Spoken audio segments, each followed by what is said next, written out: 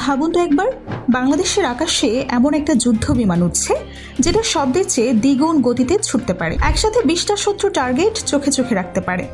আকাশে, মাটিতে, এমনকি সমুদ্রের বুকেও একই সময়ে আঘাত হানতে সক্ষম। আর এই যুদ্ধ বিমানের খবর শুনে দিল্লিতে এখন জরুরি বৈঠকের পর বৈঠক হচ্ছে। কি এমন ঘটলো যে পুরো দক্ষিণ এশিয়ার সামরিক মানচিত্র হঠাৎ করে নড়ে উঠল? পুরো বিষয়টা জানতে হলে আপনাকে এই ভিডিওটা শেষ পর্যন্ত দেখতে হবে। চলুন শুরু করি। গত কয়েক সপ্তাহে আন্তর্জাতিক গণমাধ্যমে একটা খবর আগুনের মতো ছড়িয়ে পড়েছে। খবরটা হলো, বাংলাদেশ বেইজিং এর কাছ থেকে প্রায় 20টি চেংদু জে-10সি মডেলের অত্যাধুনিক মাল্টিরোল ফাইটার জেট সংগ্রহ করতে যাচ্ছে। এখন অনেকেই হয়তো ভাবছেন, যুদ্ধ বিমান কেনাকাটা তো অনেক দেশই করে, এতে এত হইচই কেন? এখানেই আসল গল্প। এই চুক্তির পেছনে শুধু একটা অস্ত্র ক্রয়ের ব্যাপার নেই, এখানে রয়েছে ভূ রাজনীতির এক গভীর খেলা। বাংলাদেশ সরকার চীনের সামরিক কর্মকর্তাদের সাথে একাধিক দফায় আলোচনা সম্পন্ন করেছে বলে জানা গেছে। আর এই আলোচনার বিষয়বস্তু যখন প্রকাশ্যে আসে, তখন থেকেই পুরো এশিয়া মহাদেশে, বিশেষ করে দক্ষিণ এশিয়ার দেশগুলোতে এক ধরনের চাপা উত্তেজনা তৈরি হয়। কিন্তু সবার আগে বুঝতে হবে এই জে-10সি আসলে কতটা ভয়ঙ্কর। চীনের চেংদু এয়ারক্রাফট কর্পোরেশন এই ফাইটার জেটটি ডিজাইন ও তৈরি করেছে। এটি কোনো সাধারণ যুদ্ধ বিমান না, এটি 4.5 প্রজন্মের একটি মাল্টিরোল যুদ্ধ বিমান, যার অর্থ হলো এটি একই মিশনে একাধিক ধরনের কাজ করতে পারে। ধরুন, আকাশের শত্রুর একটা ফাইটার জেট আসছে, সেটা ধ্বংস করতে পারে এটা। আবার ঠিক সেই মুহূর্তে মাটিতে থাকা কোনো সামরিক ঘাঁটি বা ট্যাঙ্ক বহরের উপরও নির্ভুল আক্রমণ চালাতে সক্ষম। এমনকি সমুদ্রে চলমান কোনো যুদ্ধজাহাজকেও টার্গেট করতে পারে। এবার আসা যাক এর প্রযুক্তিগত দিকে। এই বিমানের হৃৎপিণ্ড হলো রাশিয়ায় নির্মিত একটি শক্তিশালী টার্বোফ্যান ইঞ্জিন। এই ইঞ্জিনের জোরে প্রতি ঘন্টায় 2400 কিলোমিটার গতিতে ছুটতে পারে।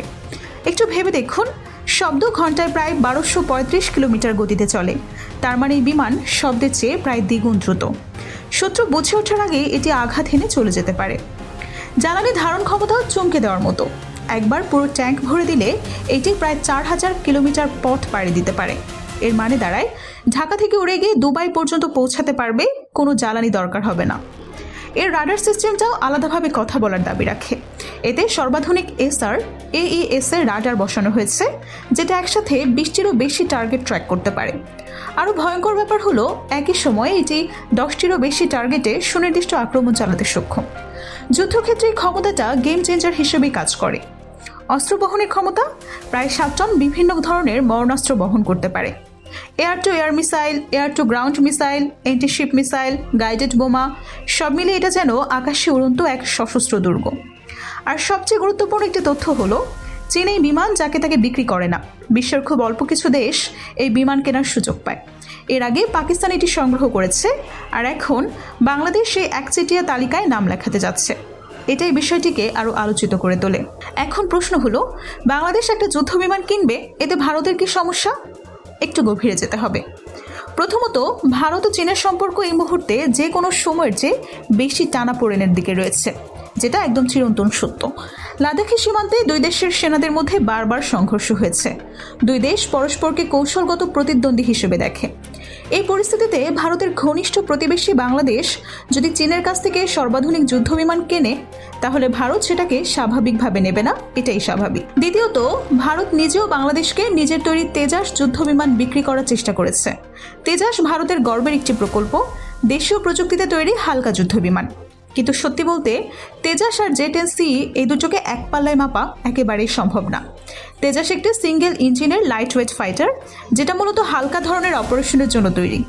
অন্যদিকে জে-10সি অনেক বেশি অস্ত্র বহন করতে পারে, অনেক বেশি দূরত্বে অপারেশন চালাতে পারে এবং ভারী মিশনেও সমানভাবে কার্যকর।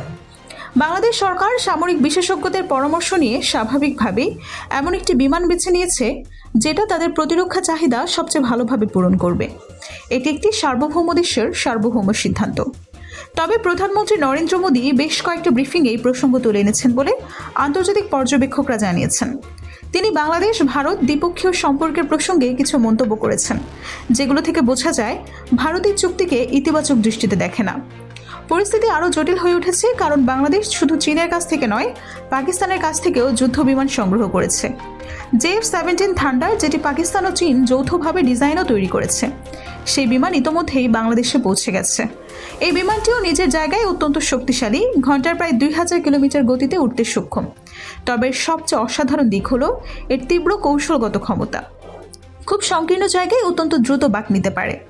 ডগ ফাইটে, অর্থাৎ দুই বিমানের মধ্যে কাছাকাছি আকাশ যুদ্ধে এই ক্ষমতা প্রাণঘাতী সুবিধাও দিয়ে থাকে।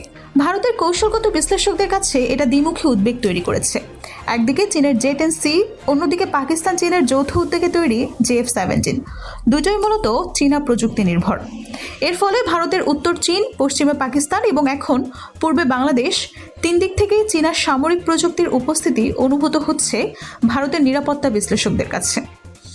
দক্ষিণ এশিয়ায় দীর্ঘদিন ধরেই ভারত ছিল অপ্রতিদ্বন্দ্বী সামরিক শক্তি, কিন্তু গত এক দশকে চীন এই অঞ্চলে তার প্রভাব ক্রমাগত বাড়িয়ে চলছে।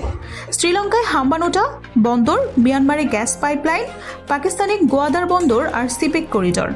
চীন তার স্ট্রিং অফ পালস কৌশলে ভারতকে চারদিক থেকে ঘিরে ফেলার চেষ্টা করছে বলে অনেক বিশ্লেষক মনে করেন। বাংলাদেশের সাথে চীনের এই সামরিক সহযোগিতা সেই কৌশলের আরেকটি ধাপ কিনা, সেটা নিয়েও বহু বিতর্ক রয়েছে আমাদের দেশে। তবে বাংলাদেশকে দিকে দেখলে চিত্রটা সম্পূর্ণ আলাদা। বাংলাদেশ একটি স্বাধীন ও সার্বভৌম রাষ্ট্র। বিশেষ করে বঙ্গোপসাগরে বাংলাদেশের বিশাল সমুদ্র অর্থনৈতিক অঞ্চল রয়েছে। এই চুক্তি যদি চূড়ান্ত হয়, তাহলে দক্ষিণ এশিয়ার সামরিক ভারসাম্যে একটা লক্ষণীয় পরিবর্তন আসবে। তবে এটাও মাথায় রাখতে হবে, শুধু বিমান কিনলেই হবে না। পাইলট প্রশিক্ষণ, রক্ষণাবেক্ষণ অবকাঠামো, খুচরা যন্ত্রাংশের সরবরাহ চেইন এবং সমন্বিত বায়ু প্রতিরক্ষা নেটওয়ার্ক সবকিছু একসাথে গড়ে তুলতে হবে। ভারত সম্ভবত এই পরিস্থিতিতে নিজেদের পূর্বাঞ্চলীয় বায়ুসেনা ঘাঁটিগুলোতে আরও বেশি সুখয় এবং রাফাল মোতায়েন করবে।